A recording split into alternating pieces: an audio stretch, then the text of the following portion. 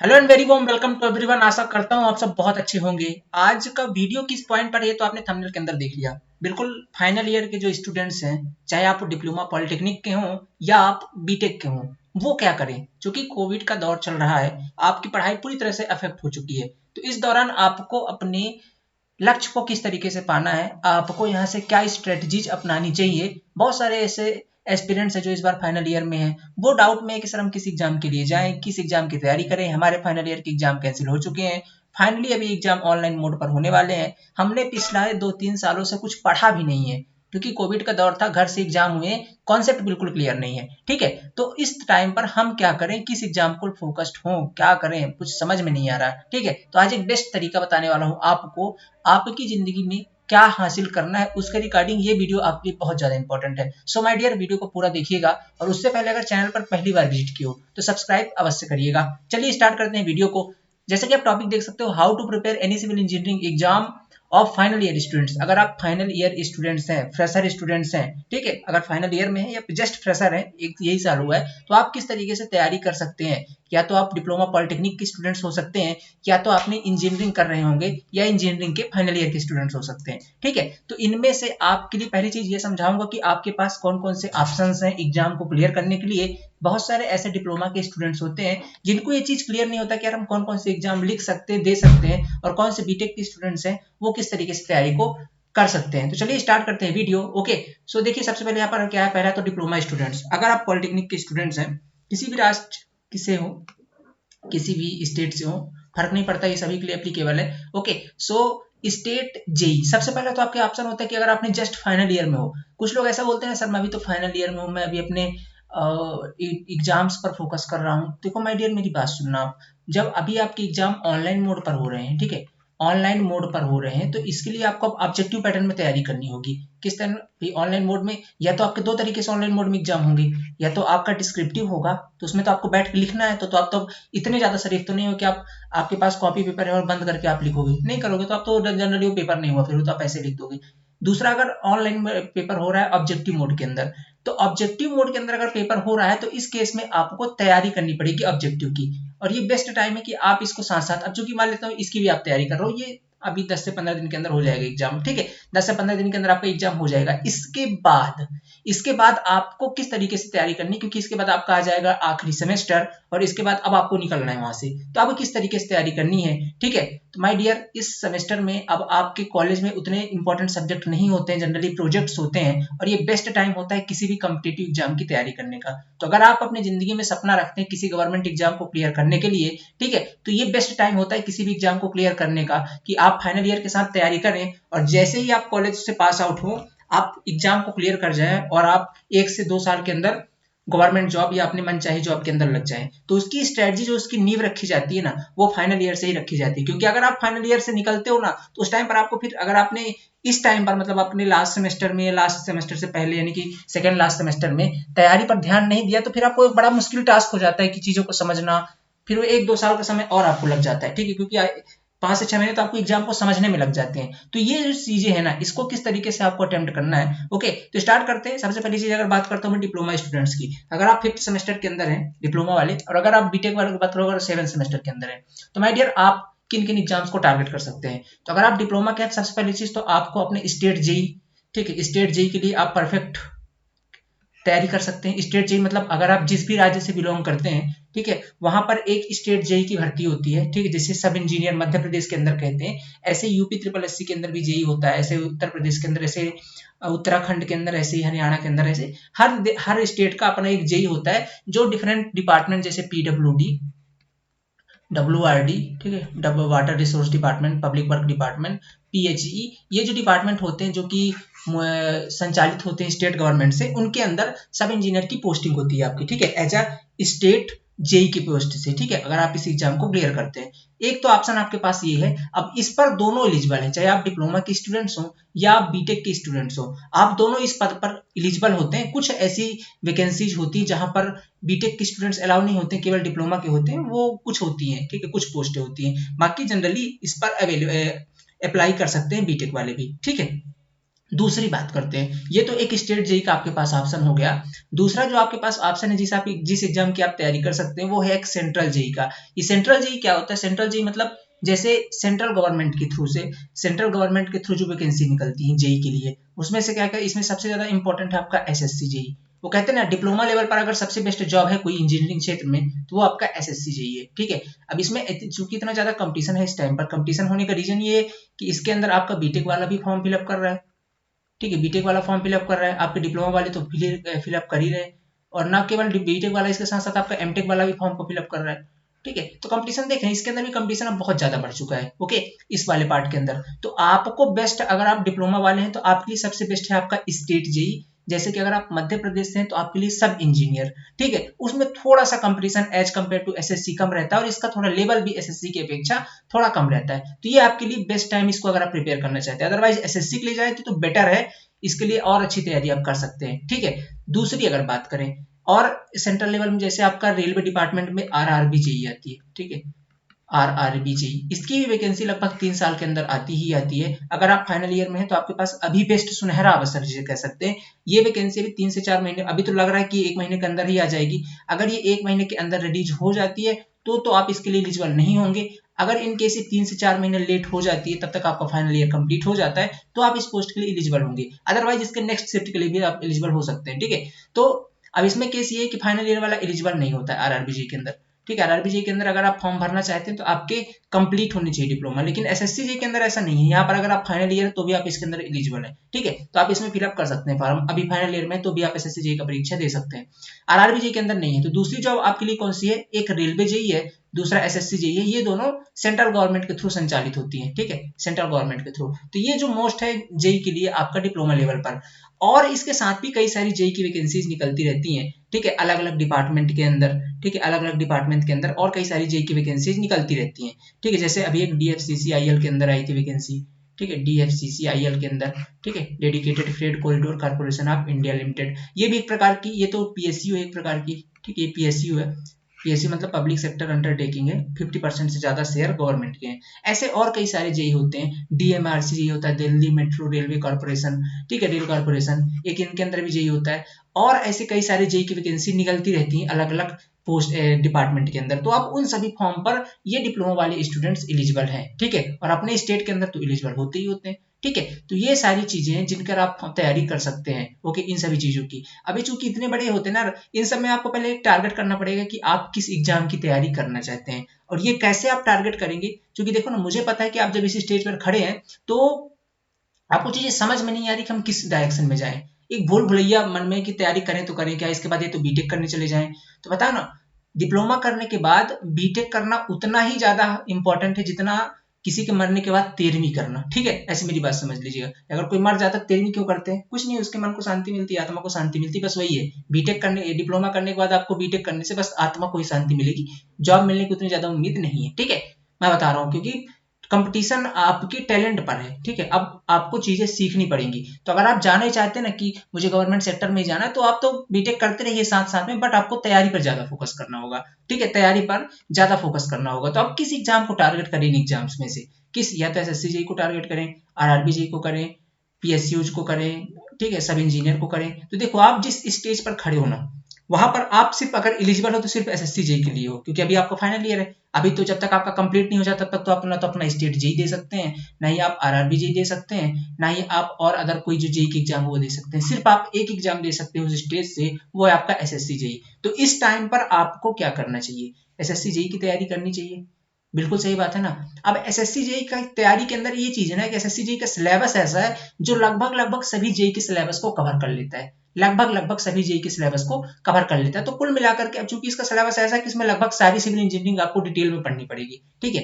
तो जो टाइम आपका चल रहा है ना, जो दौर से आप गुजर रहे हैं अभी, मतलब आपके पास 6 महीने बचे हैं, ये टाइम होता है सिविल इंजीनियरिंग को अच्छे तरीके से सीखने का। अगर आपने अभी तक तैयारी नहीं की है तो यही वो समय है जब आप बहुत अच्छे तरीके से तैयारी कर सकते हो। अभी करोगे कैसे आप? करोगे कैसे आप? इसके लिए आपको सिंपली क्या है कि कोई एक बहुत बढ़िया सा, क्योंकि देखो बोलते ना मैं सेल्फ स्टडी कर लेता हूँ, सेल्फ स्टडी में ठीक है आपने सारी बुक्स ले, लेकिन वो बुक्स आपको समझ में भी आनी चाहिए। बुक हमको कब समझ में आती है? जब उनकी भाषाएं आसान होती हैं। जो डिप्लोमा का स्टूडेंट्स है, एक तो हिंदी मीडियम में उतनी अच्छी बुक्स अवेलेबल नहीं है, और डिप्लोमा के मोस्टली जो स्टूडेंट्स होते हैं, मैं एक्सेप्शन इज ऑलवेज देयर वाला कहानी नहीं बोलूंगा कि मतलब जो स्टूडेंट्स तो इंग्लिश मीडियम से हैं, जो स्टूडेंट हिंदी मीडियम के जनरली होते हैं पॉलिटेक्निक के, उनको जनरली वो रेफरेंस बुक डायरेक्टली समझ में नहीं आती जब तक आपको कोई चीजें पढ़ा ना दे। ठीक है, तो यहाँ पर आपको करना क्या चाहिए, ये जो स्थिति होती है यहाँ पर आपको सिंपली कोई ना कोई एक अच्छी सी कोचिंग ढूंढ करके ज्वाइन कर लेनी चाहिए। यकीन मानिए कोचिंग आपकी राह को बहुत आसान बना देते हैं, वो कंटेंट को श्रिंक करके इंपॉर्टेंट चीजें आपकी झोली में डाल देते हैं। और जब आप एक बार इन चीजों को सीख लेते हो ना, जैसे मान लीजिए आपने एक सिविल इंजीनियरिंग का फाउंडेशन कोर्स बोल सकते हैं उसको, ठीक है, सिविल इंजीनियरिंग का कंप्लीट कोर्स एक बार पढ़ लिया, ठीक है, सिविल इंजीनियरिंग का एक बार कंप्लीट कोर्स पढ़ लिया, ठीक है, एक बार कंप्लीट कोर्स पढ़ लिया, ठीक है। अब ये कंप्लीट कोर्स ऐसा होना चाहिए कि इसके अंदर आपके जीरो से लेकर के जीरो टू इन्फिनिटी वाला हाल है, ठीक है, जीरो टू इन्फिनिटी वाला है। जीरो टू इन्फिनिटी का मतलब ये कि इसमें आपका न केवल एसएससी जेई, आप इसको इस तरीके से पढ़ लो एक बार में कि आप चाहे बीटेक किए हो चाहे आप डिप्लोमा किए हो, एक बार इस तरीके से तैयारी कर लो इस चीज की कि आपसे कंप्लीट सिविल इंजीनियरिंग बन जाए। मतलब जीरो से लेकर के जितनी सिविल इंजीनियरिंग होती है गेट या ईएस लेवल तक की, वो सारी चीजें आप इसके अंदर पढ़ लो, ठीक है। ऐसा आपको एक कोर्स इस टाइम पर प्रेफर करना चाहिए, क्योंकि दोस्त इस टाइम पर आप भड़बड़ाओ नहीं, ये टाइम सीखने का है। अभी आपके पास ऐसा कुछ नहीं कि आपके ऊपर जिम्मेदारी आ चुकी है। जिम्मेदारी आपको तब पता चलेगी ना, प्रेशर आपको तब पता चलेगा जब आप तैयारी कर रहे हो, अपने डिप्लोमा बीटेक कंप्लीट करने के 2 से 3 साल आप तैयारी में निकाल चुके होंगे, तब आपको समझ में आएगा कि काश यार ये फाइनल ईयर का जो टाइम था ना, इस टाइम पे जी जान लगाकर एक बार सिविल इंजीनियरिंग सीख ली होती तो धक्के नहीं खाने पड़ते इस कोचिंग में उस कोचिंग में। क्योंकि अब आपने एक बार सिविल इंजीनियरिंग पढ़ ली है ना, अब करना क्या है, आप जिसका भी फॉर्म भरेंगे, चाहे आप सब इंजीनियर का अपने स्टेट के भरें या आप डीएफसीसीआईएल का भरें या आप एसएससी जेई का दें या आरआरबी जेई का दें, कुछ नहीं करना। एक बार आपके पास अच्छे तरीके से आपके खुद के लिखे हुए हैंड रिटन नोट्स हैं, आपने जीरो से एडवांस तक सारी चीजें पढ़ रखी हैं। अब आप जिस भी एग्जाम को देना चाहते हैं, चाहे आप स्टेट जेई दें चाहे आप सेंट्रल जेई दें, मान लीजिए आप स्टेट जेई दे रहे हैं तो उसका सिलेबस अपने सामने ओपन करिए, ठीक है, सिलेबस अपने सामने ओपन किया और उसमें उसके प्रीवियस ईयर रख लिए और उसके देख लिए कि कौन कौन से टॉपिक कौन कौन से सब्जेक्ट चैप्टर इंपॉर्टेंट है, उन अपने नोट्स में से उन चैप्टर को उठाया और 10-15 बार रिवाइज किया और रिवाइज करने के बाद आपको जाकर के उसका एग्जाम लिख देना है, ठीक है। क्योंकि अभी इस टाइम बताया ना, अभी ये दौर आपका इस तरीके से तैयारी करने का है, तो आपको चाहिए इस टाइम पर एक बेसिक तरीके से बढ़िया आपको सिविल इंजीनियरिंग कोई सिखा दे वैसा कोर्स चाहिए, ठीक है। ऐसा कोर्स आपको चाहिए जो कि थोड़ा आपके लैंग्वेज में भी हो, ऐसा नहीं कि आपको बहुत ज्यादा हाई चीजें पढ़ा दी जाएं जो आपकी चीजें पल्ले ही ना पड़े, बहुत ज्यादा इंग्लिश में कोई चीजें, मतलब आपकी इन लैंग्वेज में वो चीजें होनी चाहिए, ठीक है, इन लैंग्वेज में वो चीजें होनी चाहिए। इस तरीके से आपको कोर्स चाहिए, तो ये कोर्स हम आपको प्रोवाइड करते हैं अपने एंड्रॉयड एप्लीकेशन के अंदर। कहां पर? एंड्रॉयड ऐप के अंदर। ये एंड्रॉयड एप्लीकेशन का नाम क्या है? तो एंड्रॉयड एप्लीकेशन का नाम है आपका द सिविल पॉइंट, ठीक है, द सिविल पॉइंट। इस द सिविल पॉइंट को आप गूगल प्ले स्टोर से इंस्टॉल करिए, यहाँ पर आपको एसएससी जेई का सेक्शन दिख जाएगा, जल्दी अपडेट हो जाएगा, ठीक है। या कि फाउंडेशन कोर्स करके सिविल इंजीनियरिंग का, उसे आप ज्वाइन करिए। आप या तो बीटेक हो, अब देखो मैं थोड़ा सा इसमें दूसरा एस्पेक्ट ले लेता हूँ बीटेक वाला भी। देखो जो कंडीशन है एसएससी जेई वालों की, वही कंडीशन बीटेक वालों की भी है, क्योंकि ना तो पढ़ा जो डिप्लोमा वालों की वही कंडीशन बीटेक वालों की, क्योंकि ना तो पढ़ा बीटेक वालों ने है ना ही पढ़ा डिप्लोमा वालों ने है। इनको लगभग मान लो, ऐसा मान लो कि पूरा टाइम कोरोना में निकल गया, तो नॉलेज ज्यादातर है नहीं चीजों की, तो इनको सीखना बहुत ज्यादा आवश्यक है अगर आप फाइट करना चाहते हो आगे चल के एग्जाम्स में। क्योंकि आप खुद दिमाग लगाओ ना मेरे भाइयों, आप खुद दिमाग लगाओ, दिमाग ऐसा लगाओ कि आपका कंपटीशन अब उनसे है जो ऑलरेडी 3 साल से तैयारी ही कर रहे हैं, 3 साल से 4 साल से और ऑलमोस्ट 2-3 साल से तो कर ही रहे हैं। तो ये जो 3 साल से तैयारी कर रहे हैं और इनके साथ में ये तो तैयारी कर रहे हैं 3 साल से, साथ में इन्होंने कॉलेज के अंदर भी पढ़ रखा था, क्योंकि कोरोना आपके समय में आया ना। ये जो 3 साल से कर रहे थे, क्या इनके समय पे कोविड था? नहीं था ना। तो इन्होंने कॉलेज में भी कुछ ना कुछ पढ़ा हुआ है, इनके बेसिक कॉन्सेप्ट कॉलेज में भी क्लियर है। आपने तो कॉलेज में पढ़ा है, अब अगर आप कोचिंग में भी नहीं पढ़ोगे तो आपको जाओगे कहाँ? आप इनके सामने स्टे कर पाओगे? मुझे ये बताओ, खड़े हो पाओगे आप इनके सामने? अब कट ऑफ देख रहे हो कितनी ज्यादा हाई जा रही है। तो ये दौर आपका सीखने का है, जीरो से एडवांस चीजें सीखनी है आपको, ठीक है। घबराओ नहीं, मैं आपको डरा नहीं रहा हूं, मैं आपको जस्ट बता रहा हूं कि ये चीजें आप घबराओ नहीं, आप सीखो। अभी ये दौर ना, अभी ये चीजें फाइनल ईयर के साथ सीख जाओ तो बहुत बढ़िया है। क्योंकि अब देखो, अब मेरी बात समझना, आप अब बोलोगे यार भैया हम तो, कुछ लोग ऐसे बोलते हैं ना डिप्लोमा, क्योंकि मेरे साथ ऐसे बहुत सारे लोग जुड़े जो ऐसे बोलते हैं सर हम अपना पहले डिप्लोमा कंप्लीट कर लेते हैं, पेपर वेपर दे लेते हैं, इसके बाद फिर किसी कोचिंग में एडमिशन ले लेंगे। तो माय डियर मेरी बात सुनना, कोचिंग में आप एडमिशन तो ले लेते हो, लेकिन जो कोचिंग वाला है ना, जो आपको पढ़ा रहा है, वो आपको सिर्फ नहीं पढ़ा रहा है, आपके साथ और भी 100 बंदे बैठा के पढ़ा रहा है। और ये जो 100 लोग में से 50 लोग मान सकते हो, ये वो लोग हैं जिन्होंने कॉलेज के अंदर रगड़ा किया हुआ है, मतलब बराबर घिसा हुआ है अपने आप को, कॉलेज में पढ़ा हुआ है। तो ये जो कोचिंग वाला है ये मान के चलता है कि जो 50 है ना, जब इन्होंने पढ़ा हुआ तो जो और 50 आ रहे हैं वो सब पढ़े हुए हैं। तो ये बंदा इतने बेसिक चीजें नहीं बताएगा। कोचिंग के अंदर आपको वो चीजें पढ़ाई जाती हैं जो चीजें एग्जाम के लिए इंपॉर्टेंट हो, वो नहीं जो सिविल इंजीनियरिंग में आती हो। ठीक है, सिविल इंजीनियरिंग के अंदर तो बहुत बेसिक बेसिक चीजें हैं। ठीक है, बहुत बेसिक बेसिक चीजें। भाई फोर्सी क्या है आपने तो, मतलब आप अभी देखो कुछ ऐसे स्टूडेंट होंगे जिनको आरसीसी का फुल फॉर्म तक नहीं पता होगा, जो लोग डिप्लोमा कर रहे हैं, ये कि जो लोग बीटेक कर रहे हैं, जिन्होंने पढ़ा ही नहीं यार, उन्होंने डायरेक्ट पेपर का भी क्वेश्चन, बहुत सारे ऐसे स्टूडेंट्स हैं जो पूछ रहे हैं बताओ सब्जेक्ट कौन कौन से, सब्जेक्ट का नाम याद नहीं रहते सेमेस्टर्स के। ठीक है, ये हालत रहती है इस टाइम पर, है कि नहीं, जब से कोविड आया। सो आपको क्या है कि अभी आपको सीखने पर फोकस करना है, आपको अभी सीखने पर फोकस करना है। तो ये जो टाइम आपको फाइनल ईयर की 6 महीने का टाइम आपके पास है, मोस्टली लास्ट के 6 मंथ है ना, इस 6 मंथ के अंदर आप बढ़िया तरीके से अभी पढ़ो। कैसे कोविड का दौर फिर आ चुका है, तो आपको मोटे पैसे खर्च नहीं करने हैं, आपको अपने मोटे पैसे खर्च नहीं करने हैं। क्या करना है, आपको कोई ऑनलाइन कोर्स की तैयारी करनी है, बताया ना, आप मोटे पैसे अब जाकर की 6 महीने कोर्स बेसिक पढ़ने जाओगे, आपके ऑफलाइन कोचिंग के अंदर 30 40 50 हजार रुपए ऐसे निकल जाएंगे। ये आपको नहीं करना है। आप कोई सस्ती सी घर बैठ के बढ़िया तैयारी करो, क्योंकि अभी कॉलेज जा रहे हो ना, कॉलेज के साथ साथ कोर्स ज्वाइन कर लो और साथ में अपना पढ़ते जाओ। जैसे ही फाइनल ईयर कंप्लीट हुआ ना, आपके बेसिक कॉन्सेप्ट सब क्लियर है, अब आप एलिजिबल हो सारे एग्जाम के लिए, आपके बेसिक कॉन्सेप्ट सब क्लियर है। जैसे कोई वैकेंसी आती है उसके बारे में पढ़ा, उसका नोटिफिकेशन देखा, उसका सिलेबस पैटर्न देखा और अपनी तैयारी, अपने हैंड रिटन नोट्स हमारे पास है, रिवाइज किया, थोड़ी बहुत चीजें इधर उधर की और जो ऐड करनी थी पढ़ी और एग्जाम दिया। कैसे क्लियर नहीं होगा। ये एक बेस्ट तरीका है इस टाइम पर डिप्लोमा और बीटेक के स्टूडेंट के लिए। दूसरी बात कर लेता हूँ थोड़ा सा बीटेक स्टूडेंट्स के लिए। ये जो बीटेक के स्टूडेंट्स हैं, चाहे आप किसी स्टेट ए की तैयारी कर रहे हो या स्टेट जेई की तैयारी कर सकते हैं, आपके पास ऑप्शन है। आप तो स्टेट ए मतलब होता है असिस्टेंट इंजीनियर, जो मध्य प्रदेश के अंदर जैसे एमपीपीएससी के थ्रू ए की वैकेंसी, ऐसे ही हर राज्य अपने अपने असिस्टेंट इंजीनियर नियुक्त करते हैं, उसमें भी आप एलिजिबल हो, उसकी तैयारी कर सकते हो। या कि जेई, जो यहाँ पे जेई आई थी, इसके लिए भी आप एलिजिबल होते हैं।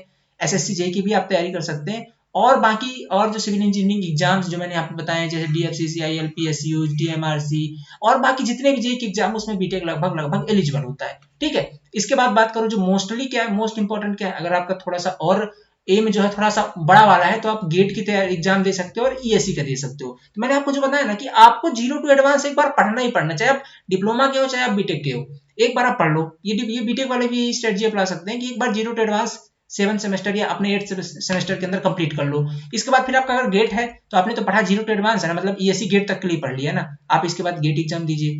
जिस एग्जाम को दीजिए उसके प्रीवियस ईयर क्वेश्चन सॉल्व कर दिए, उसका सिलेबस देखिए क्या पॉइंट है, प्रैक्टिस सेट लगाइए, टेस्ट सीरीज लगाइए और एग्जाम दीजििए, गेट दीजिए, ईएससी दीजिए। इसके बाद स्टेट है, क्योंकि आपने डिटेल में एक बार चीजें सीख ली हैं, किसी पर्टिकुलर टारगेट नहीं किया एग्जाम, बस आपने चीजें सीखी और वो लेवल आपका गेट ईएससी तक होना चाहिए, जीरो से लेकर के गेट ईएससी तक के लेवल का। ठीक है, तो ये तैयारी आपको 7 सेमेस्टर में अपनानी चाहिए। बहुत सारे एस्पिरेंट मैसेज करे, सर हमारा फाइनल चल रहा है, हम क्या तैयारी कर सकते हैं, हम क्या फॉर्म भर सकते हैं, किसी को कुछ भी नहीं पता, कुछ भी आइडिया नहीं है एकदम, उनको तो मतलब एकदम फ्रेशर ही है वो इस टाइम पर। तो ये उनके लिए एकदम बेस्ट स्ट्रेटजी है।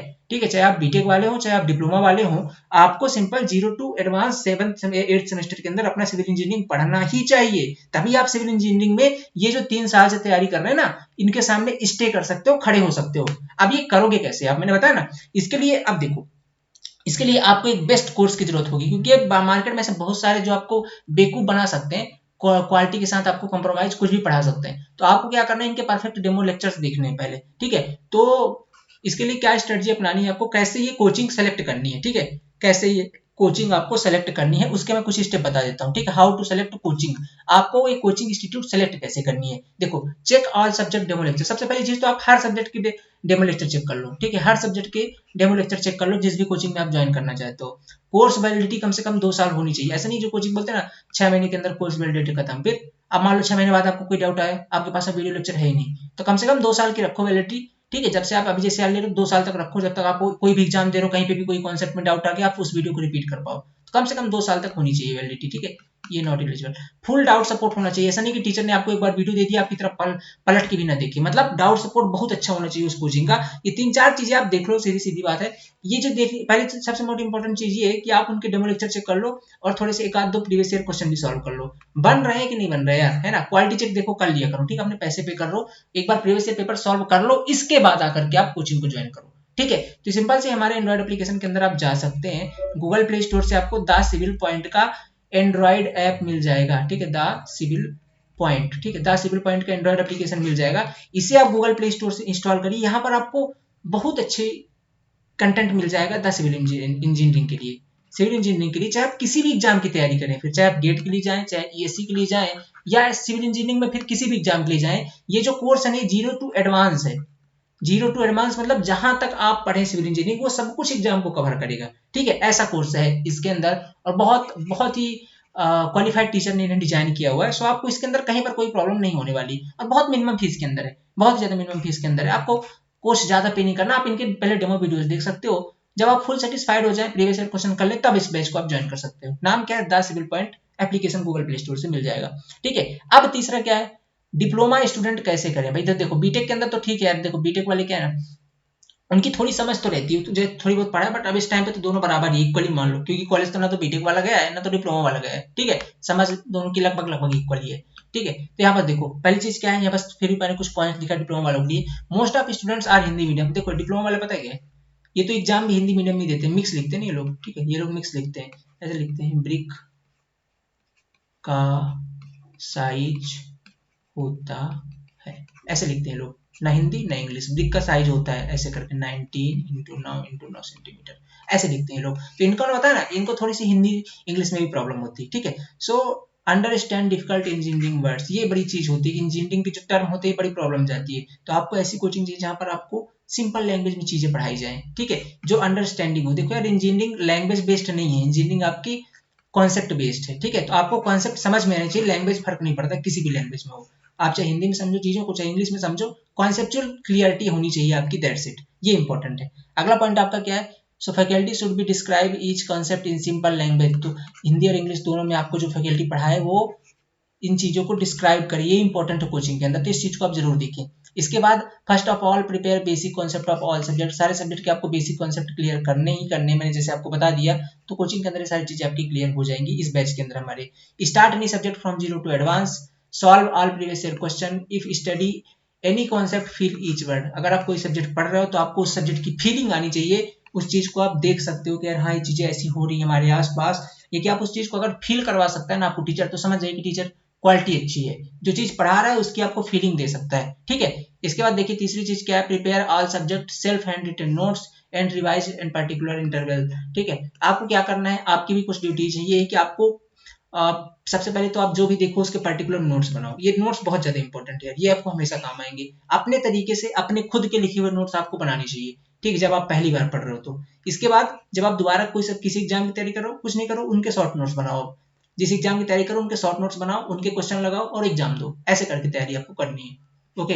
And divide particular time interval after completion of any subject, किसी भी सब्जेक्ट के कंप्लीट होने के बाद क्या करना है, सब्जेक्ट के कंप्लीट होने के बाद आपको सॉल्व करने हैं। क्या क्या सॉल्व करने हैं, सभी एसएससी जी प्रीलिम्स के एमसीक्यू, ये तो मोस्ट इंपॉर्टेंट है, आप एक बार कर लो तो आपके सारे कॉन्सेप्ट क्लियर हो जाएंगे। 2004 से लेके आज तक जितने भी 2020 तक के जितने भी क्वेश्चन हैं आप उनको सॉल्व कर लें, साथ साथ करते जाएं तो ज्यादा बेटर। लाइक आपने स्ट्रेंथ ऑफ मटेरियल का एसएफडी पीएमडी वाला चैप्टर पढ़ा और इसमें एसएससी जी में जितने क्वेश्चन आए थे तुरंत ही सॉल्व कर लिया, या कि किसी और जैसे आपका अगर आप कंप्लीट कर रहे हो तो आपको तो ईएस गेट के भी करना है, ईएस के गेट के जो एमसीक्यूज हैं, ठीक है, एमसीक्यूज हैं, इनको भी साथ साथ सॉल्व करते गए, ओके। गुप्ता एंड गुप्ता के जो ऑब्जेक्टिव है ये बुक आप सॉल्व कर लीजिए, और ऑल स्टेट जी, इसमें तो कोई रुकेगा नहीं यार, इतने अगर आप साल साथ कर लेना, ये 6 महीने आपके पास है, इसके अंदर ये सारी चीजें आप लगा डालो, रगड़ डालो बैठ की चीजें घर पे, 6 महीने मेहनत कर लो, कोई भी एग्जाम निकल जाएगा। यही 6 महीने बाद में मेहनत करोगे ना बड़ी प्रॉब्लम होने वाली है, ठीक है।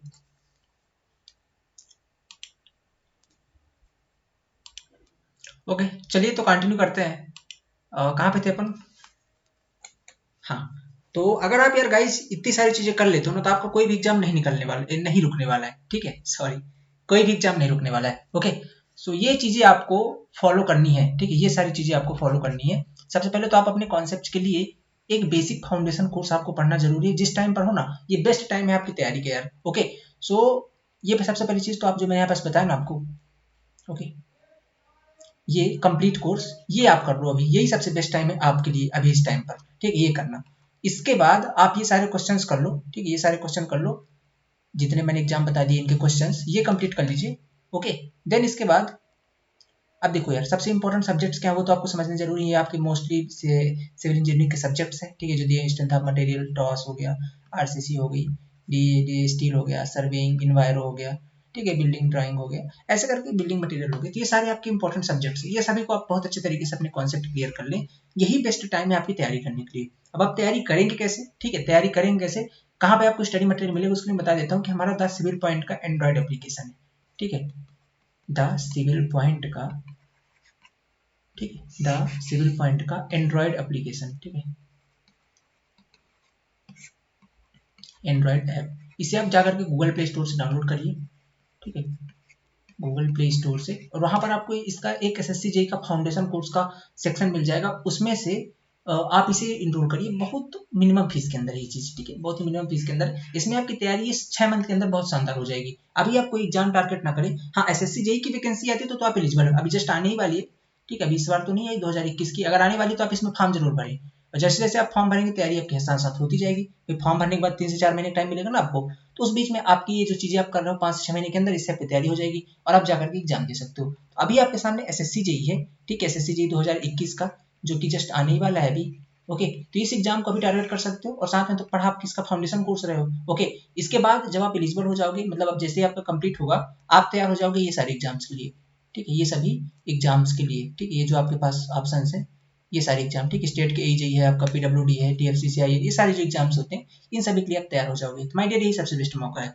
और एक मोस्ट इंपॉर्टेंट चीज जो अभी आपके सामने लगी हुई है, ये आरआरबी जेई है, अगर ये 4 महीने लेट होती तो आपके लिए बहुत बड़ी अपॉर्चुनिटी होगी कि आप फाइनल ईयर से जस्ट पास आउट हुए और वैकेंसी आ गई, ठीक है, तो इसके लिए तो आप बिल्कुल भी रिस्क ना लें, तैयारी करना अपना शुरू कर दें, यही बेस्ट टाइम माय डियर, वास्तव में बहुत पछताना पड़ेगा, यकीन मान लो मेरी बात, ठीक है, क्योंकि एक बार फाइनल ईयर निकलने के बाद अभी आपको प्रेशर नहीं पता क्या होता है, एक बार निकलने के बाद जब आप 2 साल 3 साल तैयारी के लिए दोगे ना अपना, तो उस टाइम पे बहुत दिक्कत हो जाएगी, साथ साथ तैयारी कर लो, ठीक है, साथ साथ तैयारी कर लो, इससे अच्छा कुछ भी नहीं है, ओके, तो जाकर गूगल प्ले स्टोर से सिविल पॉइंट एप्लीकेशन डाउनलोड कर सकते हो, वहां पर आपको सारी चीजों की इन्फॉर्मेशन मिल जाएगी, ओके, तो आशा करता हूँ आपको वीडियो पसंद आया होगा, और ये एक मेरी तरफ से काफ़ी सारे स्टूडेंट्स की डिमांड थी एक्चुअली, ठीक है, उस पर मैंने अपनी एक स्ट्रेटजी आपको शेयर कर दी, इसे आप फॉलो करिए, निश्चित ही आपको सफलता मिलेगी, ठीक है, कोविड ने स्थिति को बिगाड़ कर रख दी है यार स्टूडेंट्स की, ठीक है, क्लासेस नहीं लग रही है, कॉन्सेप्ट क्लियर नहीं हो रहे हैं, सो ये इस तरीके से आप पढ़ सकते हो, ठीक है, कंटिन्यू रहें, ठीक है, कोविड की वजह से नुकसान आपका हुआ है तो भरपाई भी आपको करनी पड़ेगी,